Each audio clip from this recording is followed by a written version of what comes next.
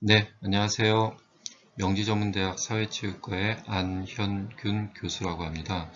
반갑습니다. 최근에 그 성곡고등학교 유신 선생님으로부터 이 진로 특강 강의를 의뢰를 받았습니다. 그래서 오늘 여러분들에게 제가 전공을 하고 있는 이 체육 분야에 대해서 소개할 수 있는 기회를 갖게 돼서 참으로 영광으로 생각을 하고 있고요. 또한 이런 기회를 주신 유신 선생님께도 감사의 말씀을 올립니다. 한 가지 아쉬운 점은 현재 코로나 상황 때문에 여러분들과 이 대면 활동이 아닌 비대면으로 만나게 됐다는 것이고요. 결론적으로 여러분들과 소통을 할 수 없다는 것이 가장 아쉬운 부분인 것 같습니다. 자, 오늘 제가 여러분들에게 제시할 강의 내용은요. 제목은 체육관 전공 진로의 이해라고 구성을 해 보았는데요. 대체적인 내용은 제 삶에서 경험했던 것들 바탕으로, 그리고 현재 제가 명지전문대학 사회체육과에서 강의를 하고 있는 내용을 중심으로 구성을 해 보았습니다. 자, 그러면 강의를 진행하도록 하겠습니다. 네, 먼저 본 강의에 들어가기 앞서 저에 대해서 간략하게 설명을 드리도록 하겠습니다. 제 이름이고요. 앞서 한번 소개해 드렸죠. 그리고 혹시 모르니까 제 연락처입니다. 그리고 제 메일 주소이고요. 그래서 혹시 오늘 강의에 대해서 궁금하신 내용이 있거나 또는 앞으로 체육 분야의 진로에 대해서 고민이 있고 상담거리가 있으면, 물론 학교에 체육 선생님들이 계시긴 하겠지만 궁금하신 내용이 있으시면 언제든지 연락 주시면 제가 확인 후에 답변을 드리도록 하도록 하겠습니다. 자, 저는 경희대학교를 나왔습니다. 네. 경희대학교를 나오고 나서 원래 제가 경희대학교를 들어갈 때만 하더라도 목표가 있었죠. 체육교사가 되는 것이 목표였어요. 근데 잘 아시겠지만 경희대학교에는 체육교육학과가 없습니다. 저는 체육학과 출신인데 저희 체육학과에서는 상위 30%만, 그 당시만 하더라도 상위 30%만 임용고시를 볼 수 있는 중등교사 자격증이 주어졌습니다. 근데 제가 이 안에 들어갈 수가 없었어요. 왜 그러냐면 공부를 그만큼 안 했던 것이죠. 네. 어쨌든 제가 체육학과를 졸업하고 나서 체육을 전공했으니 뭐라도 해야겠다라는 생각으로 시작했던 것이 바로 유아체육이었습니다. 그때 당시만 하더라도 유아체육이 그렇게 활성화되어 있는 산업은 아닙니다.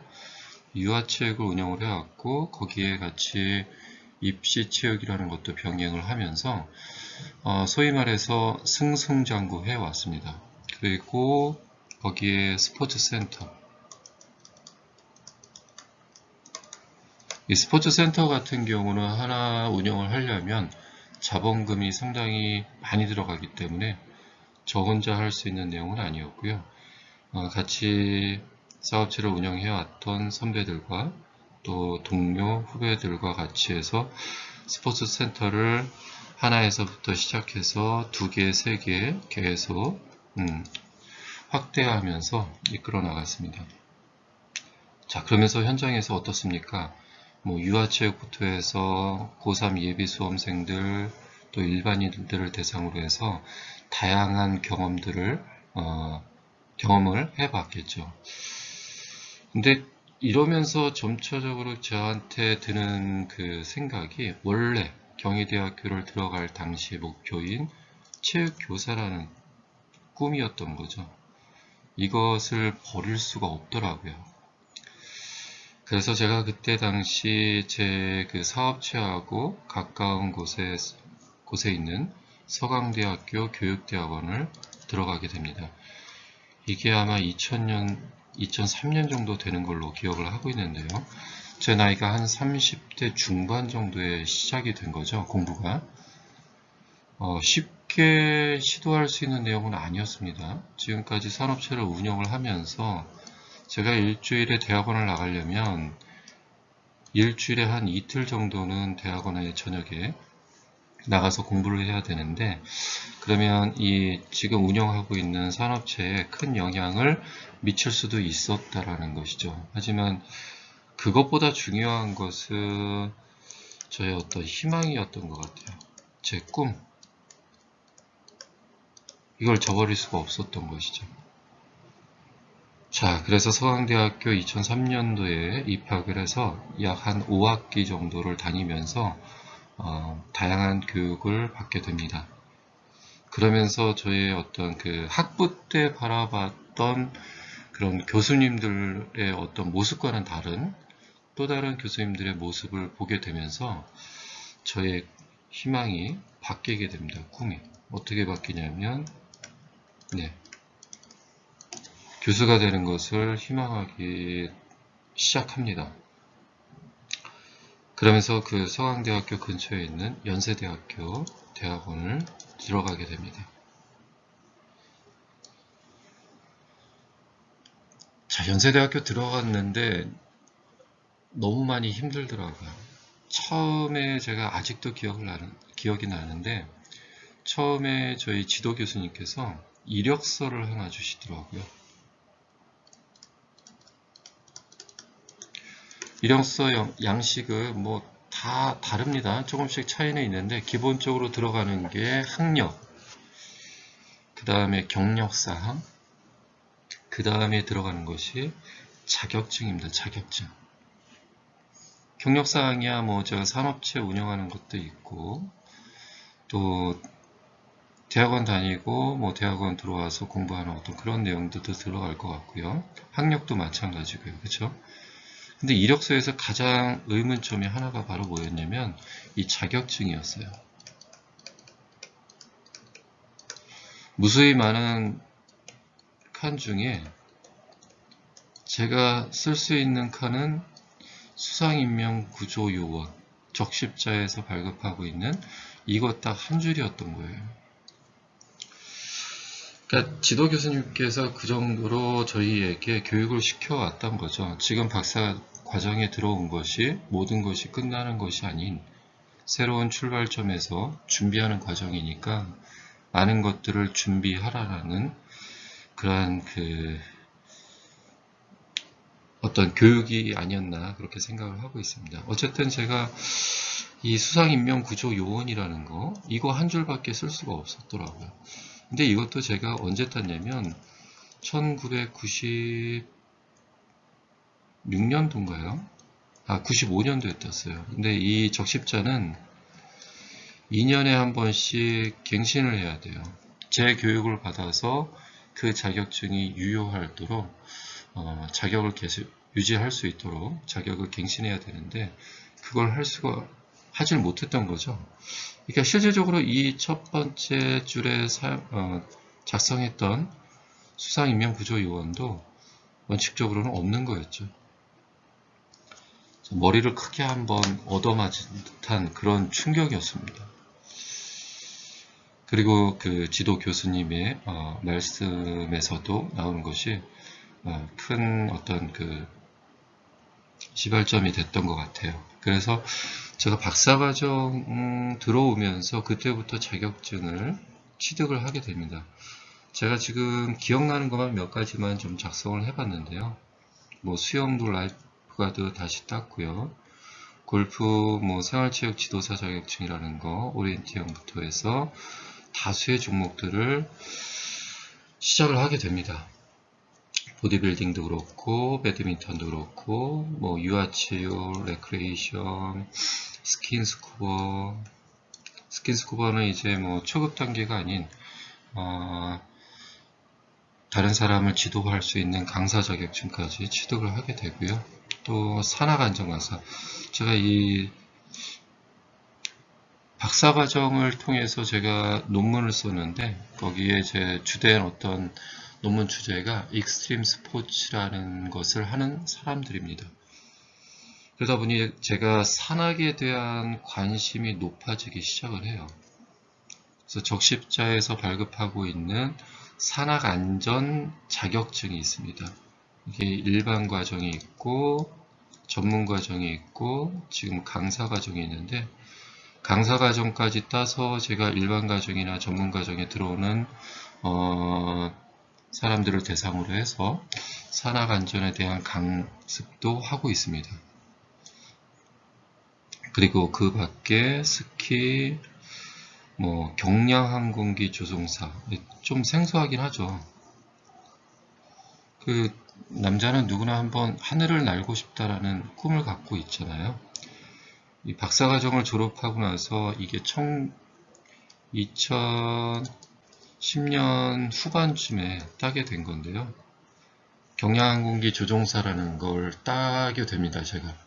여러분들 운전면허증을 이제 졸업한 이후에 따게 되는데, 그 운전면허증을 자격 발급하는 것이 바로 교통안전공단인데요.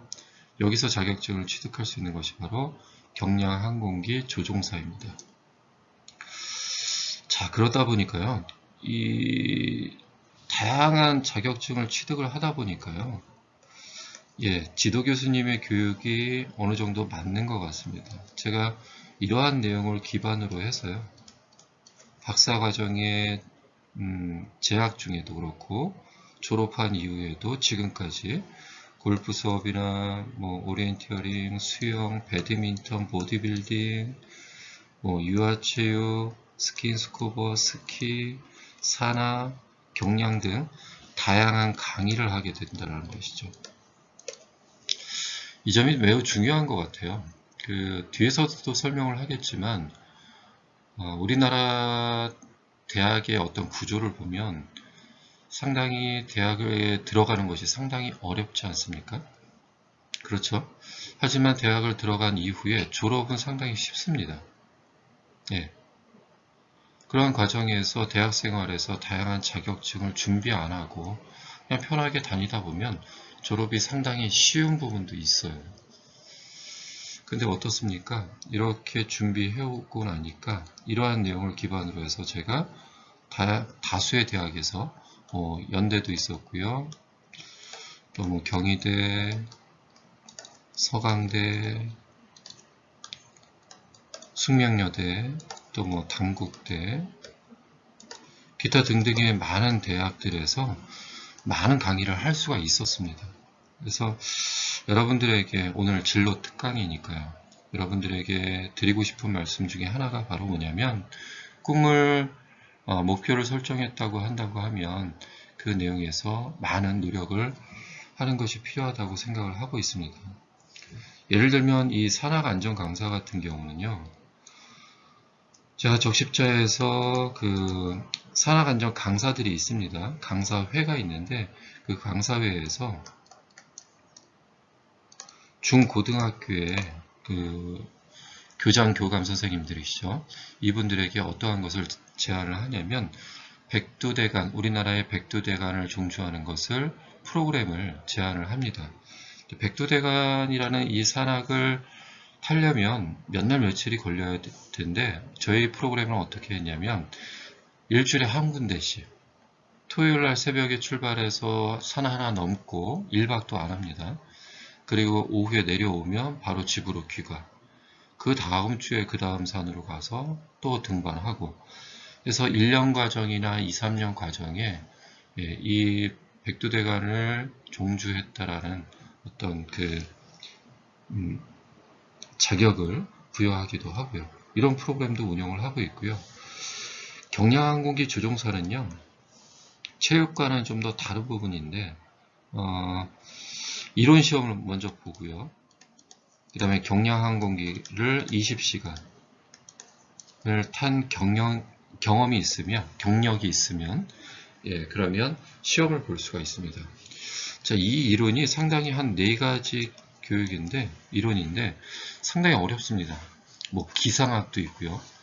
비행 원리도 있고, 비행 장비, 장비 구조에 대한 것도 있고, 또 항공법도 여기에 있습니다.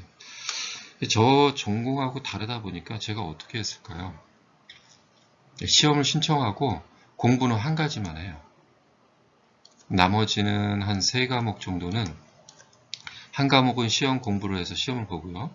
나머지 3과목도 신청을 해서 시험을 보는데 공부를 안 했으니까 다 틀리겠죠. 대신에 이 3과목을 공부했던 내용들을 그 시험 유형을 시험장에 나오자마자 제가 메모지에 적어 놓습니다.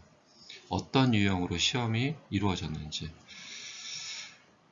이러한 방법으로 해서 한 5차례, 5차에 걸쳐서 뭐 어떤 학원을 다닌 것도 아니고요. 그렇게 해서 시험을 보고 합격을 하게 됩니다. 그리고 20시간 연습을 하고 최종적으로 경량 항공기 조종사라는 자격증을 취득을 하게 되고, 지금도 최근에 뭐 한두 달에 한 번씩은 꼭 경량 항공기를 비행을 해서 뭐 한두 시간이라든지 아니면 한 3, 4시간 정도의 비행을 하고 오기도 합니다. 스트레스를 해소하는 거죠, 일종의. 자, 그런데 이러한 내용에서 제가 어떤 노트를 정리를 해 놓잖아요. 이게 중요한 저한테 자료가 되더라고요.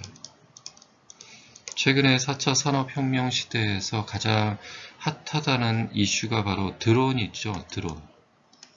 드론 자격증 많이들 따려고 하지 않습니까? 다양한 산업 분야에서 활용이 되어지고도 있고, 자, 근데 이 드론을 자격 취득을 하기 위해서 마찬가지 이론 시험을 보는데, 이 이론 시험이 경량항공기 조종사 시험과 거의 대부분 똑같습니다. 그러다 보니 제가 어떻습니까, 지금? 예, 드론에 가서 특강도 합니다. 드론 자격을 부여하는 그러한 그 교육원에서 박사학위 소지자 교관들이 많이 없기 때문에 제가 드론을 전공하지 않았지만 경량항공기 조종사 이 자격을 갖고 있기 때문에 이러한 이론에 대해서도 특강을 할 수가 있는 것이죠. 앞서 말씀드렸듯이 준비를 하는 것은 준비는 많으면 많을수록 좋을 것 같아요. 그렇게 준비되어 있는 것은요, 여러분들이 향후 다양한 진로를 선택하고 결정할 때 분명히 말씀드리지만 중요한 역할을 할 수 있을 것이라고 생각을 합니다. 자, 이쯤에서 뭐 자격증에 대한 부분은 말씀을 좀 마무리하도록 하고요. 저는 명지전문대학에서 잠시만요.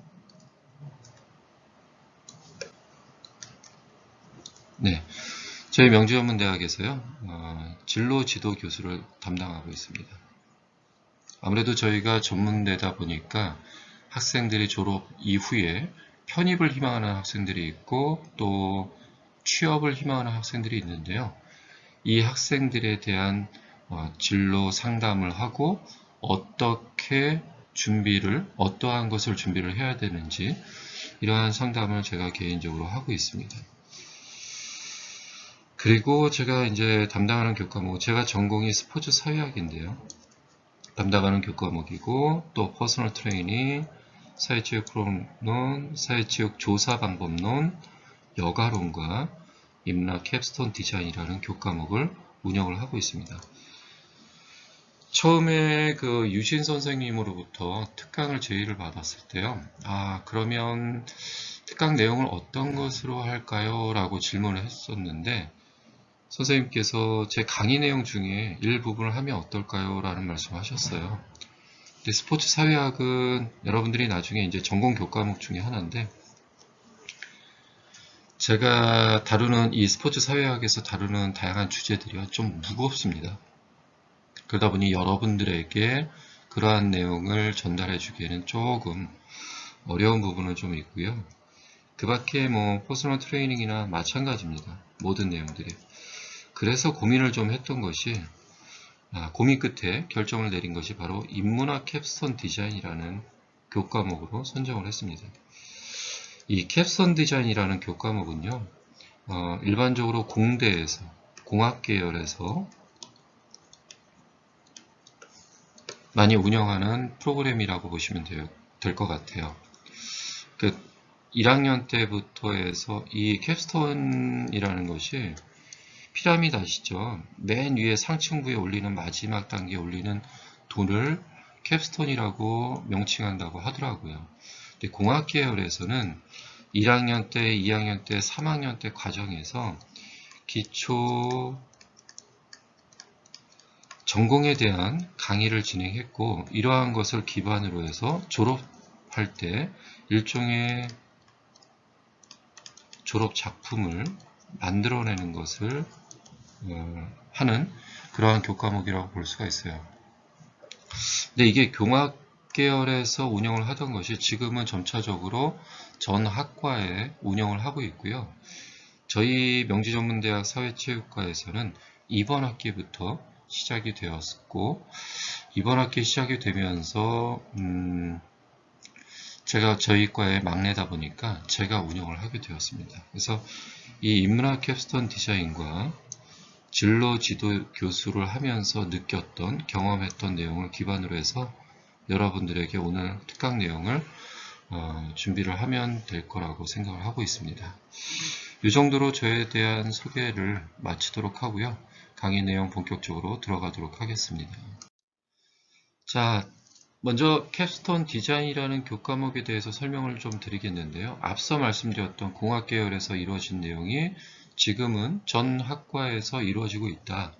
이 캡스톤 디자인이 시작되는 사회적인 배경은요, 바로 4차 산업이라고 보시면 돼요. 이 4차 산업 시대의 가장 키워드는 바로 융합입니다. 융합. 네. 그러니까 내 영역과 또 다른 영역이 만나서 새로운 것을 만들어내는 것을 얘기하는 거예요. 같은 맥락으로 스포츠도 마찬가지죠. 이제 4차 산업 시대에서는 또는 앞으로 미래에는 스포츠는 스포츠만 해서는 안 된다는 거예요. 여기에 다양한 새로운 분야가 결합이 되어서 새로운 것을 만들어내는 것. 이게 바로 인문학 캡스톤 디자인의 기본적인 내용이라고 보시면 될 것 같아요. 자, 우리 스포츠 영역에서도요, 이러한 형태로 이루어진 산업이 많이 확대되고 있습니다. 대표적인 것이 바로 IT 기술이죠. 스포츠와 IT 기술이 만나서 어떻습니까? 예를 들어서 이런 거죠. 여러분들 스마트폰 항상 휴대하고 다니시죠? 스마트폰 휴대하고 다니시면 어떻습니까? 그날 오늘 몇 걸음 정도 걸었는지. 그렇죠? 또 다양한 어플을 통해서 오늘 운동한 양이 어느 정도 되고 운동량에 따라서 소비된 칼로리량이 어느 정도 되는지. 그렇죠? 그 다음에 스마트워치도 한 분야라고 볼 수가 있습니다. 이러한 내용이 되겠죠. 자, 인문학 캡스톤 디자인을 저희 과에서는 처음으로 시도하기 때문에요. 지도교수인 제가 어느 정도 방향을 제시할 수밖에 없었던 내용이 있었고요. 그래서 방향을 제시한다는 내용이 앞서 말씀드렸듯이 제가 저희 학과에서 진로지도 교수를 담당하고 하고 있기 때문에 진로지도 교수를 하면서 학생들과 상담을 통해서 느꼈던 점들, 그리고 이러한 것은 우리 학생들이 미리 좀 알았으면 좋겠다라는 것들, 이런 것들을 기반으로 해서 학생들에게 제안을 하게 됩니다. 그래서 저희 인문학 캡스톤 디자인은 단계별로 팀 구성하고 규칙 정하고 팀명 설정하고 각각의 역할을 정하는 내용으로 구성되어 있습니다. 좀 더 구체적인 내용으로 설명을 들어가 보도록 하겠습니다.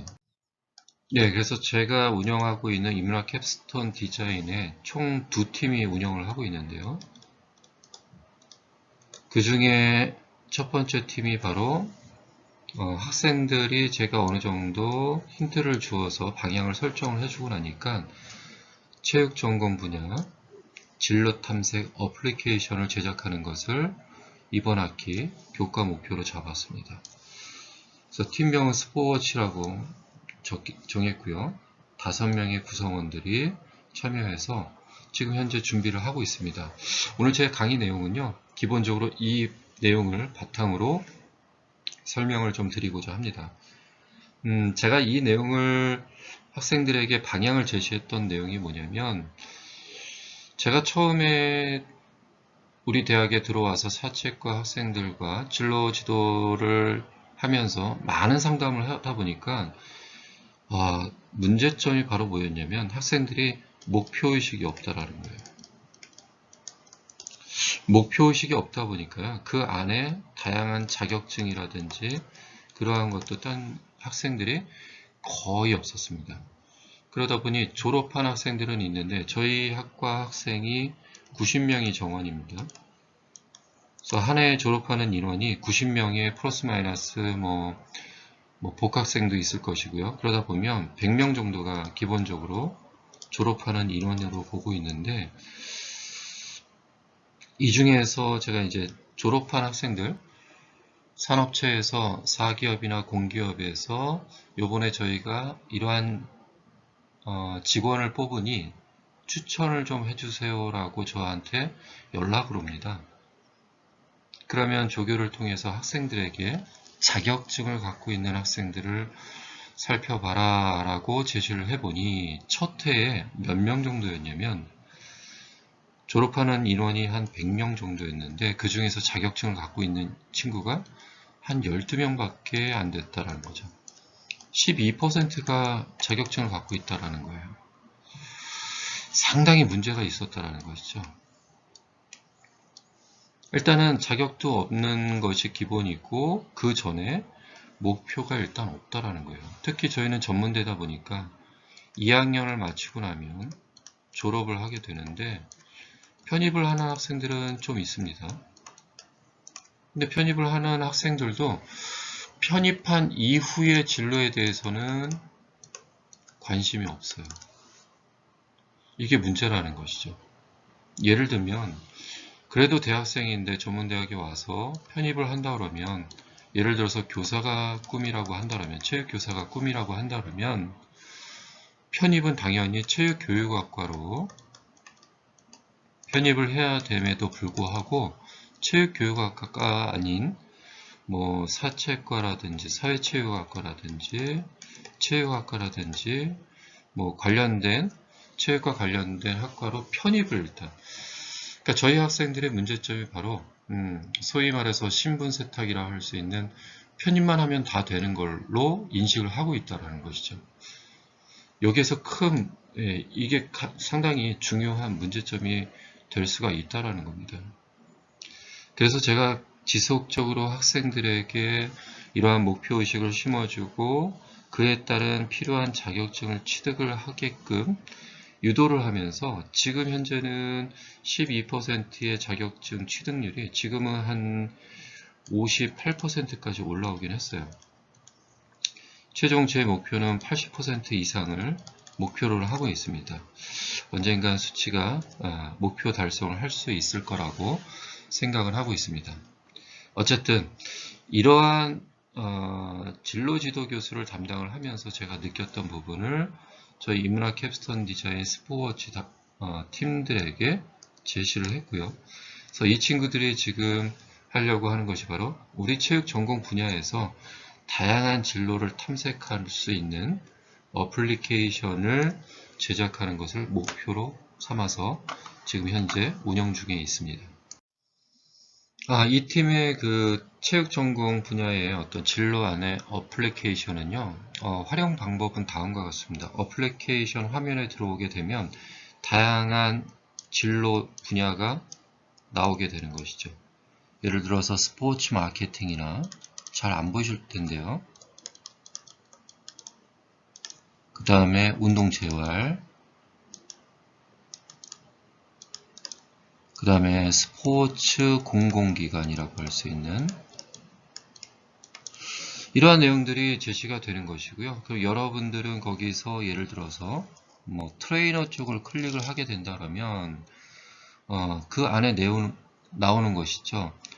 트레이너는 어떠한 역할들을 하고 있고 자 그리고 트레이너가 되기 위해선 준비 방법이 어떻고요. 그 다음에 관련 자격증은 어떠한 내용들이 있는데요. 이러한 자격증을 취득을 해야 됩니다. 또한 그러한 자격증은 어떠한 기관에서 운영이 되고 있으니 그 기관을 검색을 해보면 자격증 취득하는데 도움이 될 수 있을 것입니다. 라는 것을 어플리케이션에서 진로 지도에 대한 일종의 로드맵을 제시하는 것이 바로 본 어떤 교과의 목표라고 볼 수가 있어요. 자, 이게 지금 1차 년도, 올해가 처음 저희가 학과에서 운영하고 있는 것이기 때문에 1차 년도는 여기까지 제시하는 것이 1차 년도 교과 목표라고 볼 수가 있고요. 여기서 좀 더 수행이 된다 그러면 다음 차년도, 내년에 또 운영할 때는요, 이것이 그냥 어떤 진로 로드맵만 그냥 보여주는 것이 아니고요. 각각의 어떤 뭐 예를 들어서 대한체육회라는 공공기관이 있다고 한다면 처음 스타트부터 피니시까지 100점 만점으로 본다고 하면요. 예를 들어서 이런 거겠죠. 정보 검색하고 계획서 작성하는 것이 한 50점 정도, 5점 정도 취득했다. 또 자기소개서 각 대학마다 보시면 여러분들이 대학교 들어가 보시면 그 학생 역량 강화를 위한 비교과 프로그램이라는 거 운영을 하고 있는데 그 안에 자기소개서도 작성하는 것도 있습니다. 물론 없는 학교들도 있습니다. 어쨌든 자기소개서 작성하는 그러한 비교과 프로그램을 듣게 되면 예를 들어서 10점 추가 이렇게 된다. 또 뭐 대한체육회에 들어가기 위해선 뒤에서 또 말씀드리겠지만 한국어 능력 시험이라든지 컴퓨터 활용 능력 시험이라든지 그 다음에 한국사 시험이라든지 이런 시험 자격증이 필요한데 한국어 능력 시험을 취득하게 되면 뭐 50점이라든지 또 토익 점수가 보통 750점이라고 하는데요. 보통 대한체육회에 들어가는 직원들 합격한 친구들 보면 800점대 후반 정도 나온 학생들이 거의 합격을 하게 됩니다. 그래서 토익 점수가 예를 들어서 850점 정도 진행을 했다 그러면 95점 정도 예를 들어서 그러면 내가 지금까지 어떠한 목표, 직업군을 목표로 했을 때 진행 상황이 내가 어느 정도까지 되고 있는지에 대한 것도 눈으로 보여줄 수 있는 것이죠. 이게 내년에 지금 저희가 계획을 하고 있는 본 교과에서 계획을 하고 있는 어플리케이션 내용이라고 보시면 될 것 같아요. 그럼 학생들은 어떻게 될까요? 아, 내가 지금 현재 여기까지 와 있으니까 좀 더 노력해서 한 단계를 더 업시키자라는 동기부여가 될 수가 있겠죠. 그렇죠. 자, 이러한 어플리케이션은요, 제가 볼 때는 현재 저희 체육 전공자들, 전국에 있는 체육 전공자들, 그리고 지금 특강을 듣고 있는 여러분들, 예비 수험생들에게 체육 전공 분야의 진로를 안내할 수 있고요. 진로에 대한 목표를 설정할 수 있고요. 그러면서 어떻습니까? 이 진로 목표를 달성하기 위해서 자격증 취득이라든지 다양한 노력을 본인 스스로 할 수 있겠죠. 그래서 대학 생활에서 주도적인 적극적인 생활 태도를 형성하는 데도 큰 역할을 할 수 있을 것이다라고 생각을 하고 있습니다. 이러한 과제 수행을 위해서요, 학생들은 스스로 지금 코로나 때문에 학교에 나올 수가 없으니까 단톡방이라든지 아니면 줌을 활용을 해서 토론을 하고 그 안에서 계획서를 작성하는 내용을 서로 의논하게 됩니다. 자, 이제 학생들은 본격적으로 과제 수행을 하기 위해서요, 다양한 참고 서적을 통해서 또 학과의 교수님들의 전공이 저희 과에 6명의 교수님들이 계시는데 이 6분의 교수님들이 다 전공이 다양합니다. 그래서 이 교수님들을 만나서 인터뷰를 하죠. 인터뷰를 하고 참고 서적이라든지 또 선행 논문이라든지 다양한 자료를 통해서 체육학 영역의 진로를 분류하게 됩니다.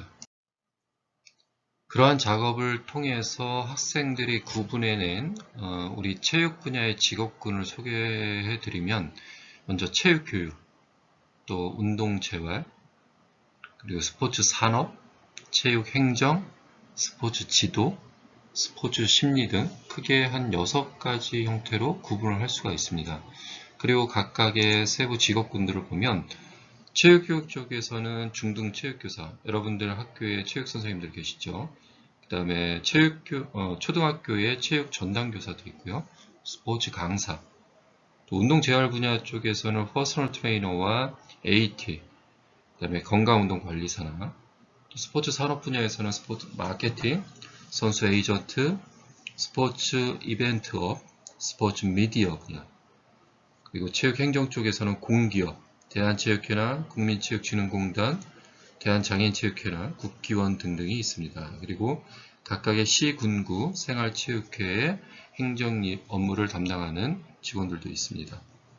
그리고 스포츠 지도자, 공공 및 사설기관의 스포츠 지도자가 여기에 해당될 수가 있고요. 대상은 일반인이 될 수도 있고 노인이나 장애인, 청소년 등 다양한 대상을 통해서 스포츠를 지도하는, 현장에서 지도하는 스포츠 지도자가 있을 겁니다. 그리고 스포츠 심리 분야에서는요, 멘탈 코치, 일종의 심리 훈련을 시켜주는 방법이라고 볼 수가 있습니다. 자, 여기까지 저희 학생들의 직업군을 구분을 해냈고요. 그리고 또 여기서 끝나는 것이 아니고요. 각각의 체육교육이면 중등체육교사 분들을 대상으로 인터뷰를 합니다. 과연 체육선생님이 되기 위해서 어떠한 과정을 통해서 어떠한 자격증을 취득할 수 있고 어떠한 역량을 함양을 해야지만 교사가 될 수가 있는지, 또 운동재활에서는 건강운동관리사가 되기 위해서는 어떠한 과정을 통해서 어떠한 자격을 취득하고 어떠한 역량을 키워야 되는지, 이러한 각각의 6개의 어떤 직업군의 각각의 어떤 현장에 있는 전문가들을 대상으로 해서 인터뷰를 또 하게 됩니다. 현장 전문가들을 만나서 실질적으로 필요한 역량이 무엇인지, 현장에서 요구하는, 또 자격증을 어떠한 것을 요구하는지, 또 어떠한 단계를 걸쳐서 직원들을 뽑는지, 이러한 내용들을 인터뷰를 하게 됩니다. 그러한 내용을 기반으로 해서 자료를 정리를 해놨고요. 오늘 시간이 길지가 않기 때문에 그 중에서 대표적인 직업군 한 3가지 정도를 말씀을 드리고, 그리고 자격증, 관련된 자격증에서 또 다양한 자격증들이 있는데요. 그러한 자격증 중에서 대표적으로 몇 가지만 좀 말씀을 드리면서 그러한 자격증들이 어떠한 과정을 통해서 취득을 할 수 있는지, 또 취득한 이후에는 어떠한 직업군으로 우리가 나갈 수가 있는지에 대해서 간략하게 설명을 드리도록 하겠습니다. 자, 첫 번째가 바로 체육교사입니다. 말씀드리기 전에 본 자료는요, 저희 학생들이 이 인문학 캡스톤 디자인을 운영을 하면서 현장 전문가인, 지금 체육교사는 선생님이 되겠죠, 선생님들 몇 분을 인터뷰했고, 그러한 인터뷰한 내용들을 정리해서 자료로 정리해 놓은 내용입니다. 그래서 그러한 내용을 바탕으로 설명을 좀 드리도록 하겠습니다. 주요 업무는 학교 체육 지도죠. 학교에서 이루어지는 체육활동, 체육 수업을 지도하는 역할을 하시는 거죠. 자, 부서별 업무는요, 행정부, 담임부, 교육부, 예체능부 등 부서별 업무를 또 체육 수업 이외에도 하셔야 된다는 거. 자, 이 체육교사가 되기 위해서는요, 자격증이 필요하죠. 뭡니까? 네, 중등교사 2급 자격증이죠. 잠시만요. 네, 중등교사 2급 자격증입니다. 자, 이걸 따기 위해서 어떻게 해야 됩니까? 자, 이걸 따야지만 임용고시라는 걸 볼 수가 있습니다. 자, 취득 방법은요, 고등학교 졸업 후, 여러분들이 졸업 이후에 대학을 진학하는데 사범대, 체육교육학과겠죠.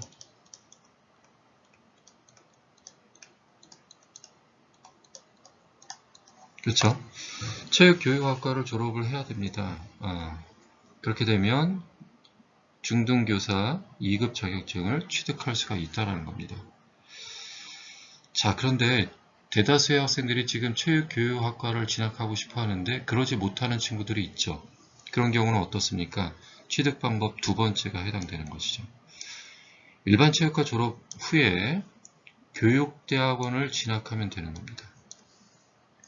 대학 졸업 이후에 저도 서강대학교 교육대학원을 졸업했다고 말씀드렸죠. 5학기 정도만 2년 반 정도의 교육대학원을 진학하면 되고요.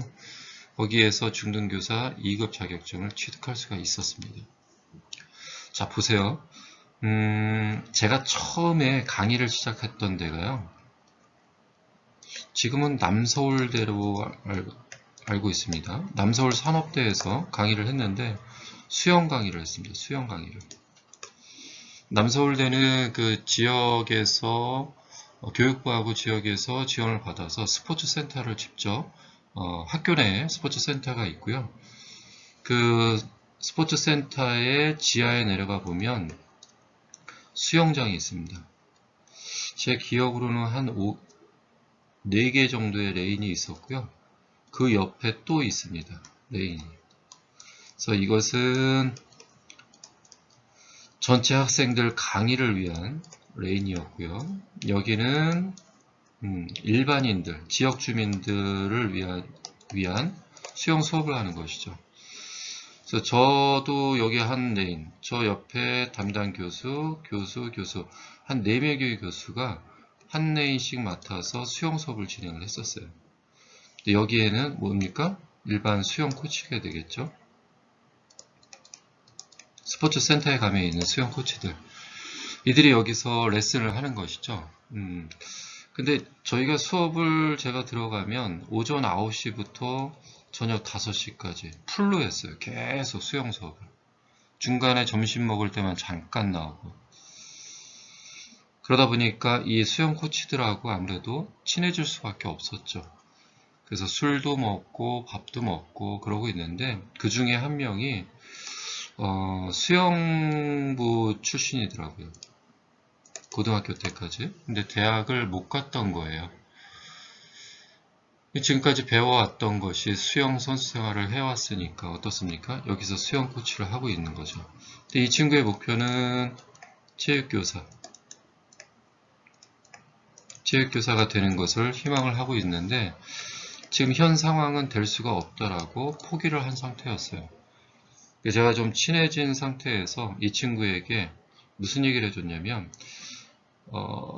정규 대학을 안 가더라도 이 당시에 남서울산업대학에 뭐가 있었냐면 평생교육원이라는 것이 운영이 되었어요.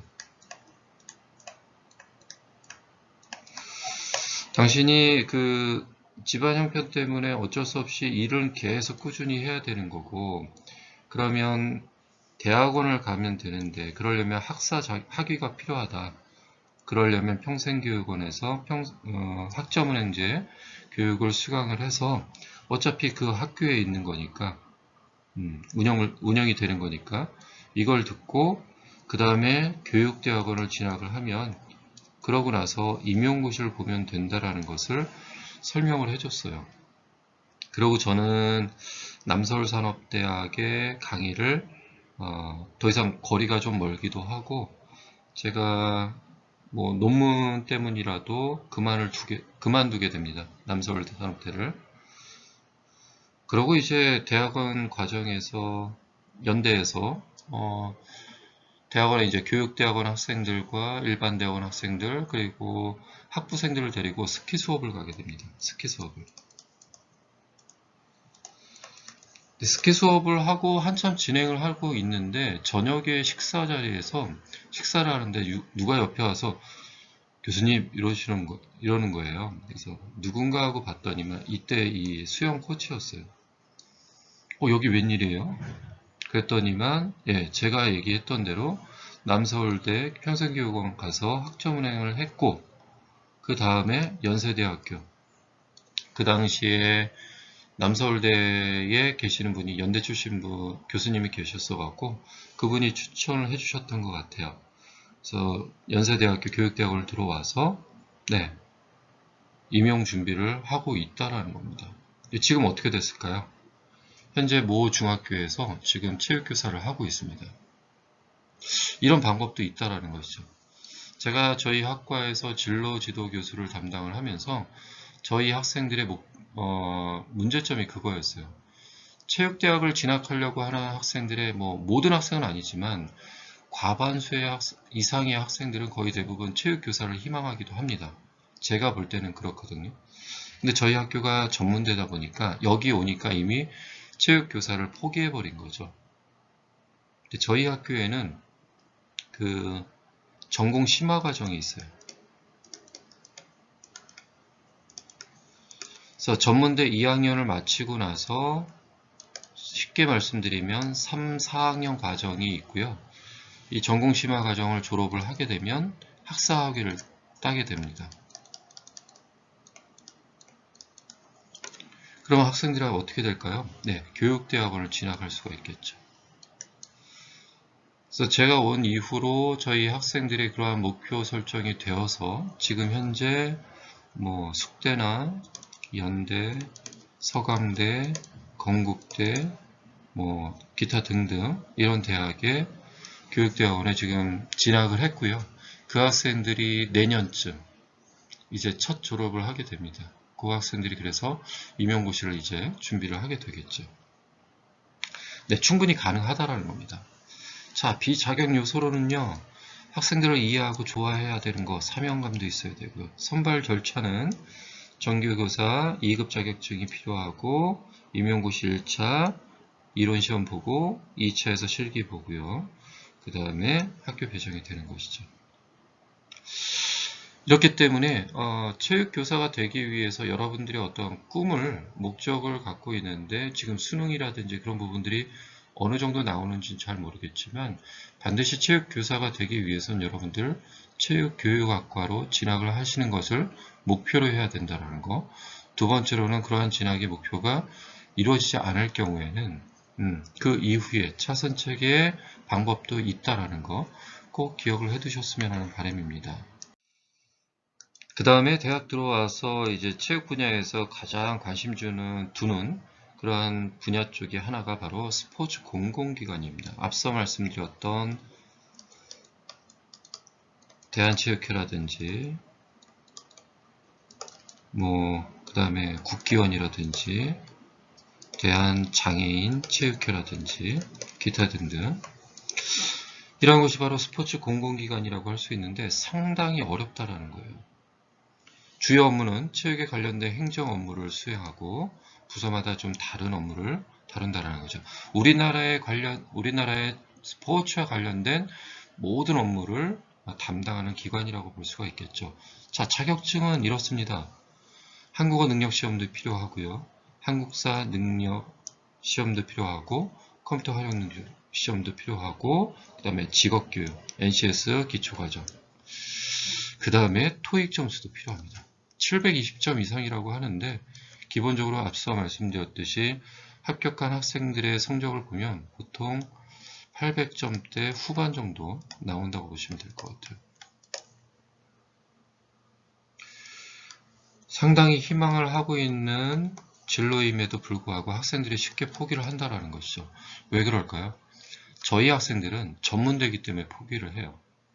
근데 지금 현재 문재인 대통령 정부에 들어오면서 이 블라인드 채용이라는 것이 실시가 되고 있고 그러다 보니까 학생들이 어느 대학을 졸업했느냐는 채용 과정에서 의미가 없습니다. 그래서 저희 학생들도 영어 성적이 좀 나오는 학생들은 제가 영어 공부하게 하고 방학 때를 이용해서 이러한 자격증을 취득을 하도록 노력을 하고 있다는 것이죠. 그래서 여러분들도 스포츠 공공기관 이런 기관에 가서 직원으로 일을 하고 싶으면 영어 공부하시면 돼요. 체육교육학과 안 나와도 일반 체육학과나 사회체육학과 나와서도요. 영어 공부하시고 이러한 자격증을 준비를 해나가시면 되는 거죠. 한 예로 제가 직접 가르친 학생은 아니고요. 제가 아는 교수님한테 추천을 받은 학생이 있는데 이 친구가 용인대 출신이에요. 네, 대한체육회를 입사하는 걸 목표로 하고 있습니다. 그래서 이 친구한테 제가 대학원을 가자고 얘기를 했어요. 그래서 제가 어디를 보냈냐면 서강대 대학원을 보냈고 거기에서 논문 쓰기 전에 이 대한체육회라든지 이런 기관에서 1년에 보통 4명 정도의 인턴 과정을 뽑아요.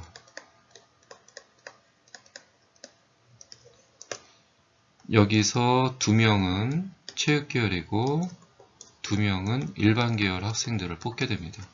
그래서 이 친구한테 대학원에 들어온 다음에 인턴 과정에 신청을 하라고 합니다. 그래서 인턴 과정을 신청을 해서 인턴 과정을 했고요. 또 서강대 대학원 졸업을 할 때 논문도 이 인턴 과정에 대한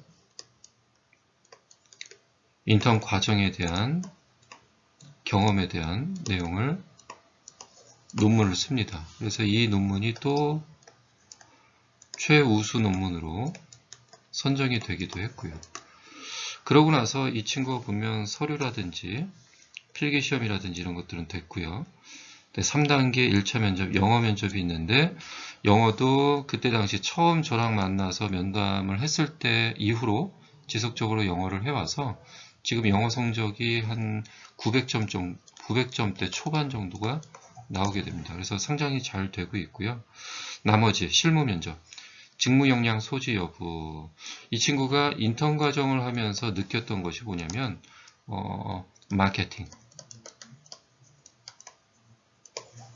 업무가 상당히 많다라는 것을 느꼈다라는 거예요. 그래서 이 친구가 이 마케팅에 대한 관련된 역량을 강화시키기 위해서 지금은 체육 계열이 아닌 일반 계열의 일반 회사죠.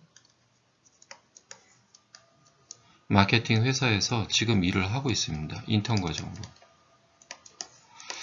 이게 끝나면 올 하반기, 내년 상반기까지 지금 진행하려고 하고 있고요. 그런 계획을 잡아서 내년 중하반기에는 대한체육회에 서류를 내서 이제 입사를 하기 위해서 준비를 하고 있는 과정인 거죠. 그러니까 앞서 말씀드렸듯이 어떠한 목표 설정을 하고 주도적으로 학교의 교육 과정에서 이러한 준비 과정이 필요하다는 겁니다. 이해되시죠?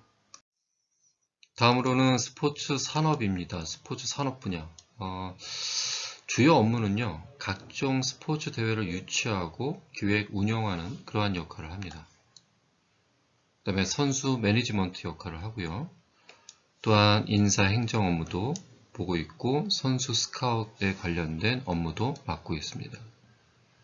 자격증은 스포츠 경영관리사라는 자격증이 있어요. 우리나라에.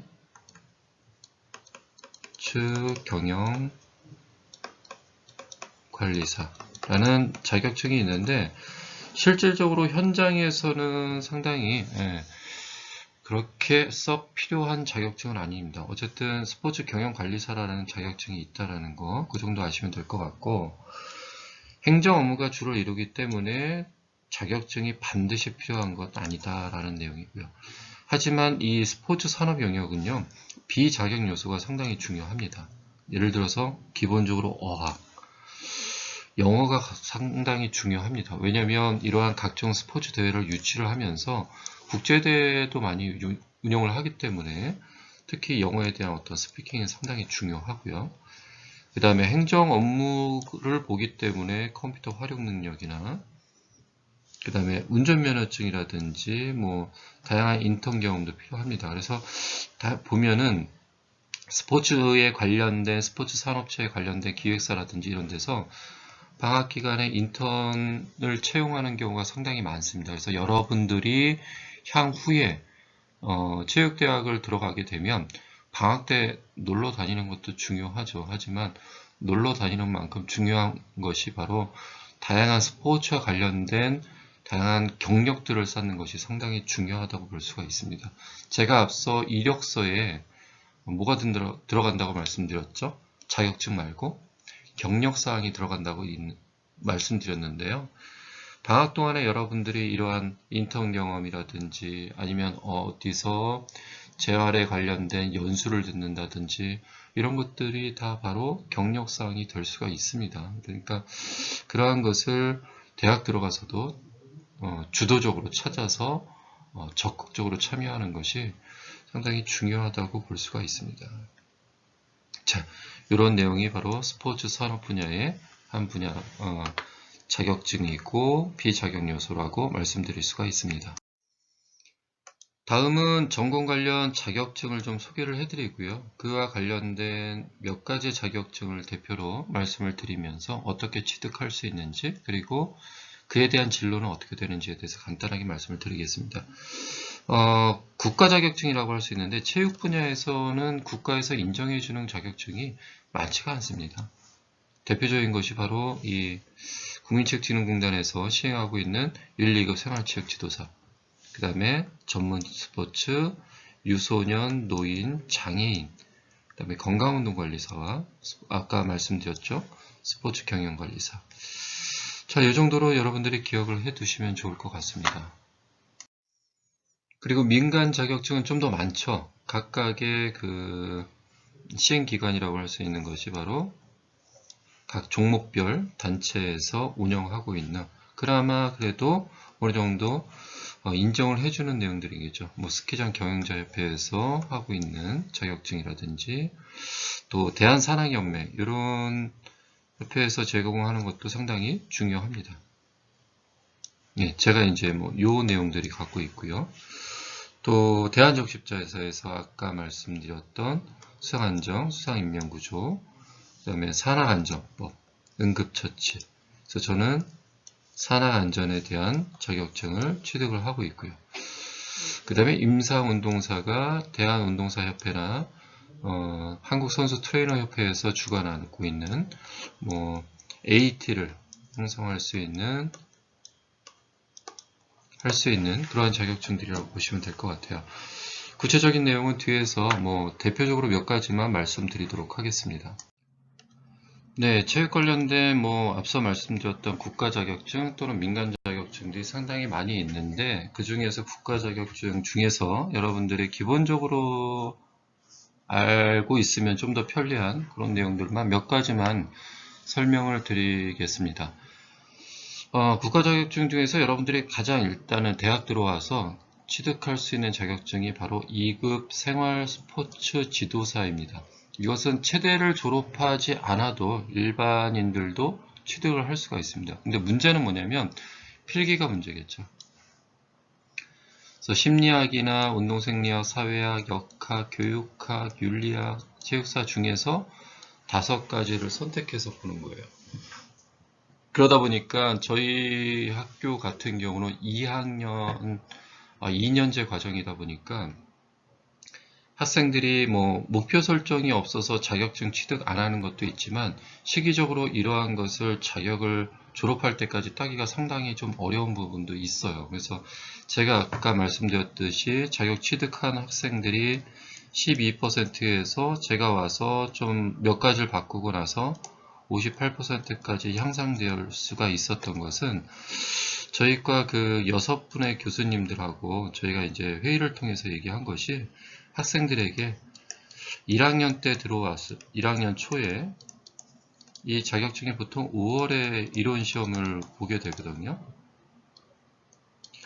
그래서 1학년 초반부터 우리가 기본적인 요 내용만, 자기 전공 교과목 중에서 요 내용만 선정해서 학생들에게 특강을 좀 하자는 내용으로 회의를 좀 진행을 했고, 모든 교수님들께서 학과 학생들을 위해서라면 충분히 할 수 있다 라고 해서 특강을 실시했고, 그 이후부터 이제 학생들이 취득을 하게 된 거죠.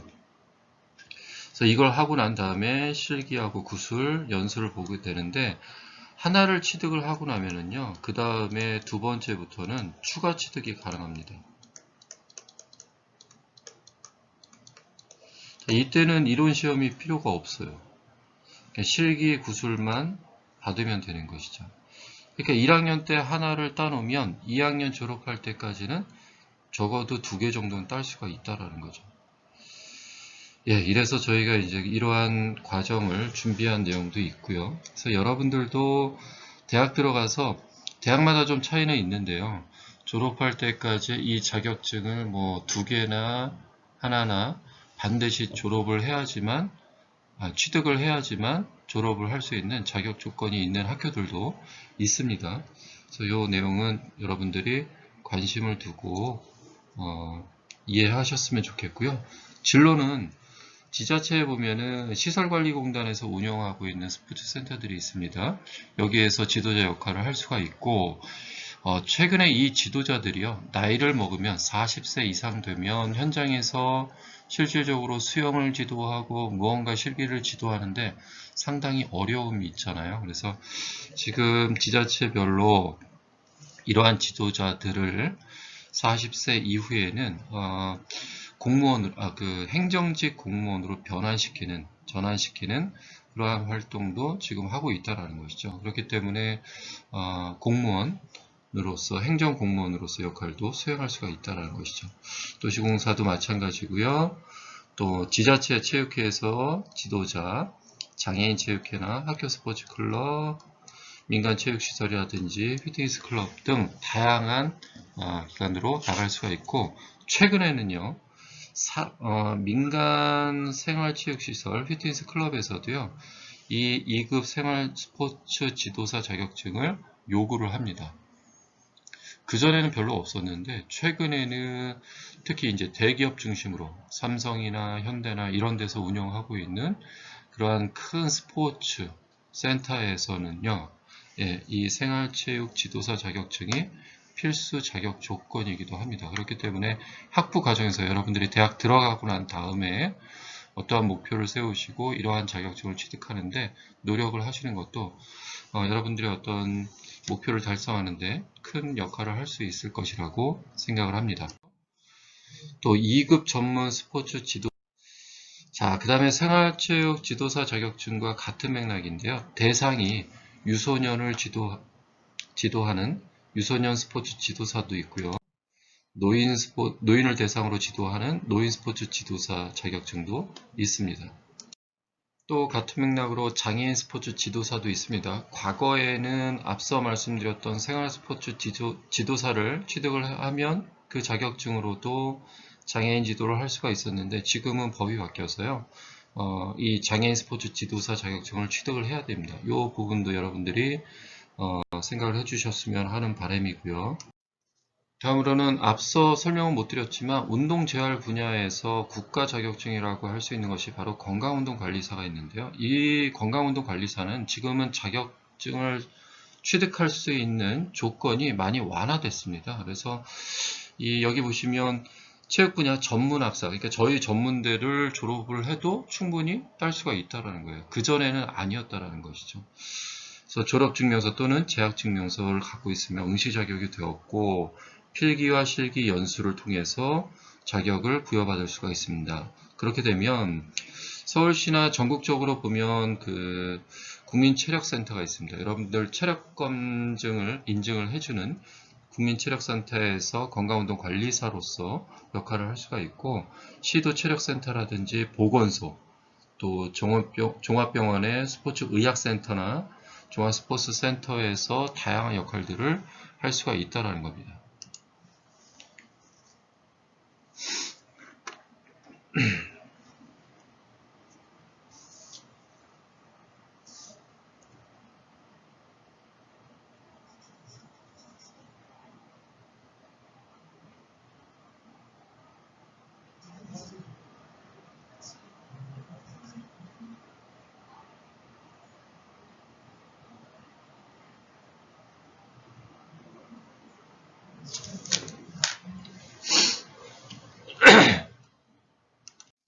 그리고 운동재활 분야에서 민간 자격증이라고 할 수 있는 임사운동사하고 선수 트레이너 AT라고 할 수 있는 자격증이 있고요. 각각의 협회가 대한운동사협회에서 주관하고 있고 하나는 한국선수 트레이너 협회에서 주관하고 있는데 체육계열의 대학을 졸업하고 나면 누구나 다 할 수가 있고요.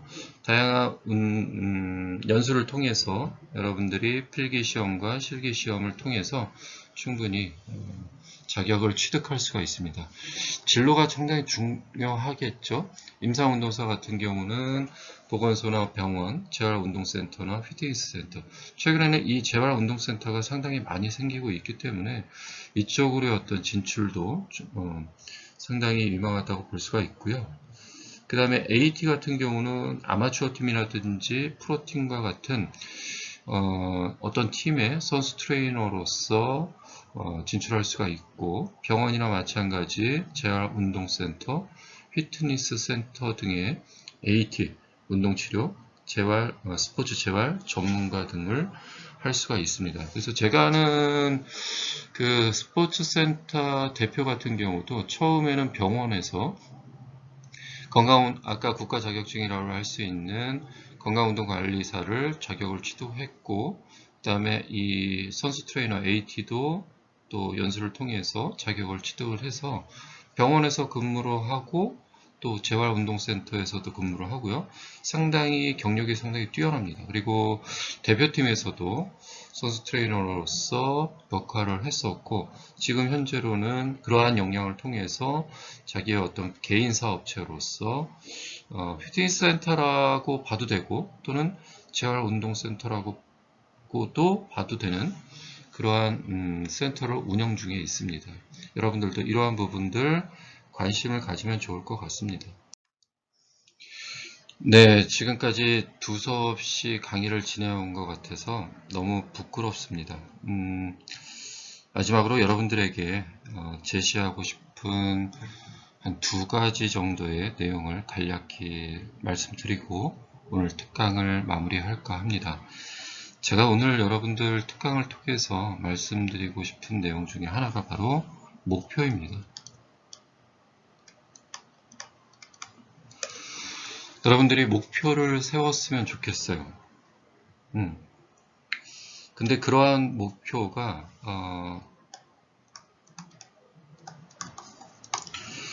대학으로 끝나지 않았으면 좋겠어요. 물론 대학이 하나의 목표가 될 수는 있겠지만 이 대학이 끝이 아니라는 것은 꼭 기억을 해줬으면 좋겠어요. 대학이라는 것은 또 다른 관문의 어떤 시작이다.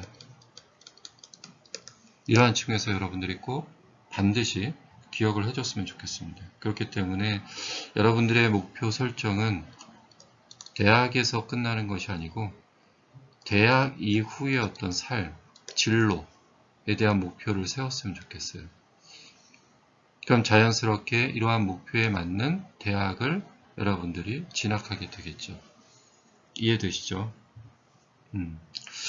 자, 2번째로는요, 여러분들에게 말씀드리고 싶은 것은 그 목표를 달성하기 위해서 반드시 준비해라. 쉽게 졸업하지 말라는 거예요. 앞서 말씀드렸듯이 우리나라의 대학의 어떤 구조는 대학의 문이 들어가긴 상당히 어려운데도 불구하고 졸업은 상당히 쉽습니다. 누구나 다 쉽게 졸업할 수가 있어요. 하지만 그렇게 쉽게 졸업하지 않았으면 하는 바람이 있습니다. 여러분들은 어떻게요? 예, 대학 과정에서 앞서 제시해드린 것과 마찬가지로 같은 맥락으로 여러분들이 목표를 달성하기 위해서 다양한 과정들, 역량들, 자격증들 이런 것을 획득하기 위해서 무단한 노력이 필요하다는 겁니다. 그래서 그러한 목표를 달성하기 위해서 무단히 노력해라. 네, 쉽게 졸업하지 마라. 이러한 내용입니다. 아시겠죠? 네. 지금까지 앞서 말씀드렸듯이 제가 지금까지 살아온 삶을 비추어서 또 제가 지금 학과에서 맡고 있는 역할 또 강의 내용을 중심으로 오늘 특강을 구성을 해봤는데 어떻게 여러분들에게 도움이 됐는지 잘 모르겠습니다. 한 가지만 여러분들이 기억해 주시면 좋을 것 같아요. 대학 진학은 새로운 시작이라는 것, 그것만 기억을 해 두시면 충분히 여러분들이 오늘 제가 제시해드린 그러한 내용에 대해서 충분히 이해하실 수 있을 거라고 생각을 합니다. 자, 긴 강의 들어주셔서 너무 감사드리고요. 오늘 특강 이상으로 마무리하도록 하겠습니다. 지금까지 부족한 저의 강의를 경청해 주셔서 너무 감사합니다. 수고하셨습니다.